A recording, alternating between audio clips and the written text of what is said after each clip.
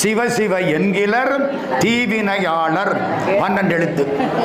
சிவ சிவ என்றிட தீவினை மாளும் 12 எழுத்து.